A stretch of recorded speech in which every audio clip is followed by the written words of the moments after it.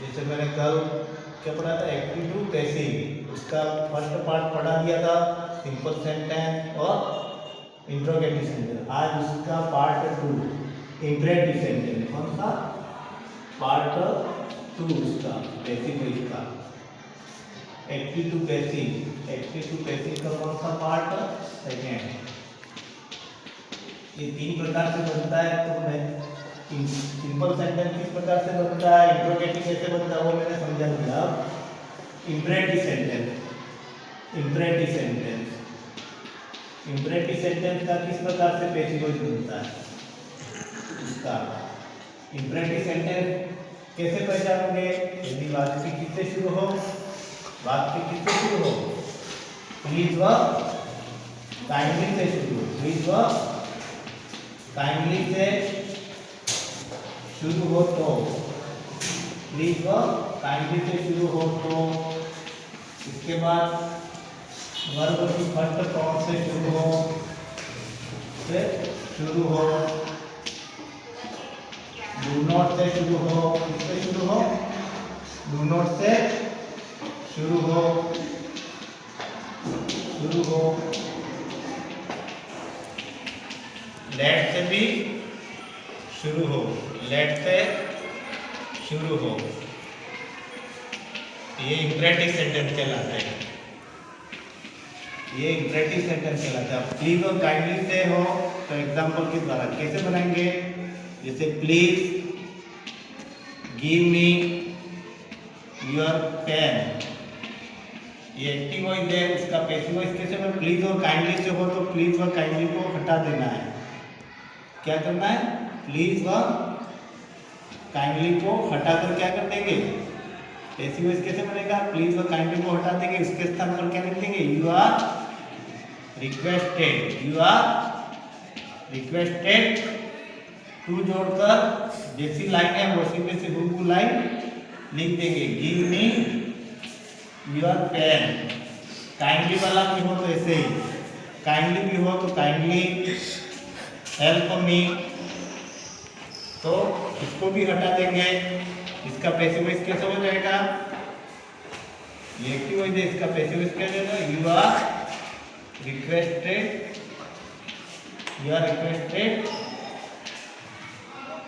Help, you are requested to help me. ये इस प्रकार से प्लीज व काइंडली से हो तो क्या करना है, प्लीज व काइंडली को हटा देना है, और जो इसके स्थान पर क्या लिखना है, यू आर रिक्वेस्टेड टू, और वही लाइन लिख देनी है। अब वर्ब की फर्स्ट फॉर्म से शुरू हो, किससे हो, वर्ब की फर्स्ट फॉर्म से शुरू हो तो कैसे बनाएंगे, देखो इसको, वर्ब की फर्स्ट फॉर्म से शुरू हो, किससे शुरू हो, वर्ब की फर्स्ट फॉर्म से शुरू हो तो कैसे बनेगा, फर्स्ट फॉर्म से शुरू हो तो कैसे बनाएंगे, जैसे देखो, जैसे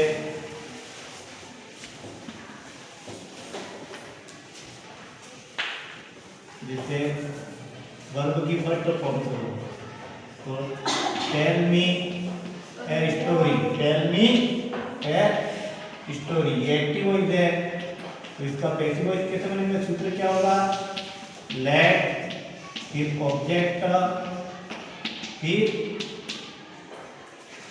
लेट ऑब्जेक्ट, फिर बी, और थर्ड फॉर्म कर देंगे वर्ब की थर्ड फॉर्म। कैसे हो जाएगा, ये टेल वर्ब की फर्स्ट फॉर्म है, मी ऑब्जेक्ट और स्टोरी दो ऑब्जेक्ट है, कोई भी ऑब्जेक्ट आगे लिख दो, लेट फिर ऑब्जेक्ट लिख देंगे, मी का मी रहेगा, लेट मी, या लेट ए स्टोरी, जैसे story, let a story be told, और दूसरा ऑब्जेक्ट उसके पास में लिख देंगे। इसके बाद किससे हो, डू नॉट से शुरू हो, डू नॉट स्पीक, तो इसका क्या करेंगे, ये एक्टिव वॉइस है, इसका पैसिव वॉइस का सूत्र क्या होगा, सबसे पहले लेट लिख देंगे, फिर डू नॉट स्पीक, उसके बाद लेट ये स्पीक द ट्रूथ, ये ऑब्जेक्ट, फिर ऑब्जेक्ट लिख देंगे इफ नॉट इफ बी और वर्ब की थर्ड फॉर्म। तो कैसे हो जाएगा, लेट ऑब्जेक्ट क्या है, the truth not be, speak की थर्ड फॉर्म क्या होगी, स्पोकन, स्पोकन ऐसे। इसके बाद क्या था, वर्ब लेट हो, ये इस प्रकार से इंपरेटिव सेंटेंस। और एक जैसे active, people said that, people said that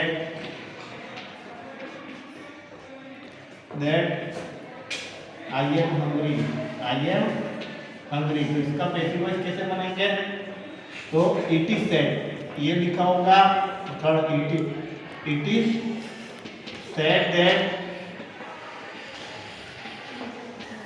I am hungry, I am hungry.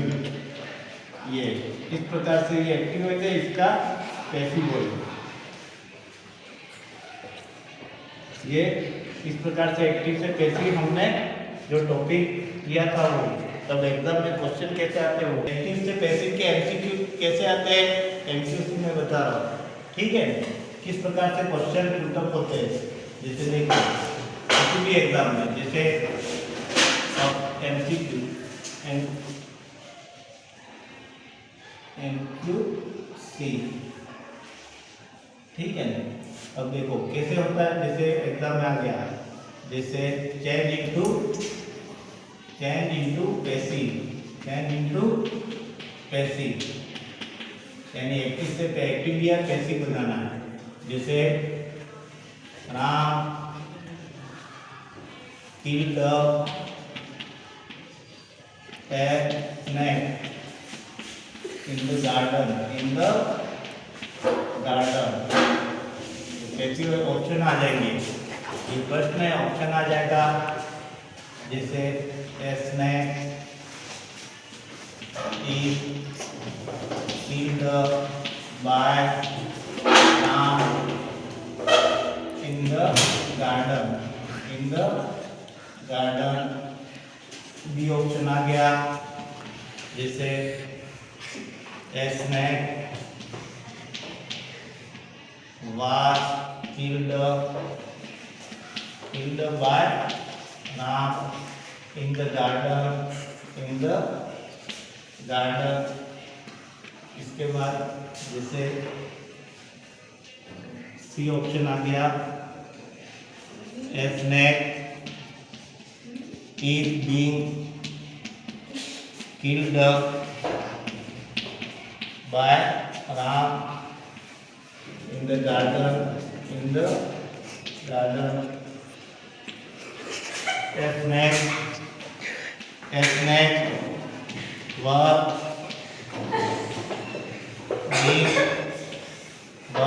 killed by Ram in the garden.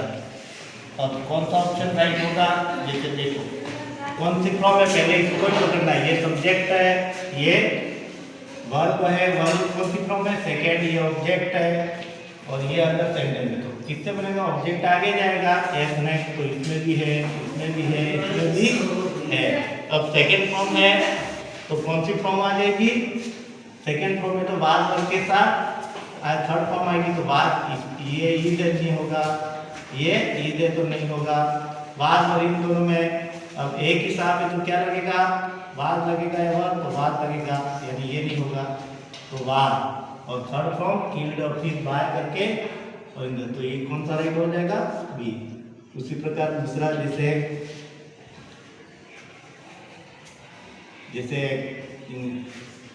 हूँ, जैसे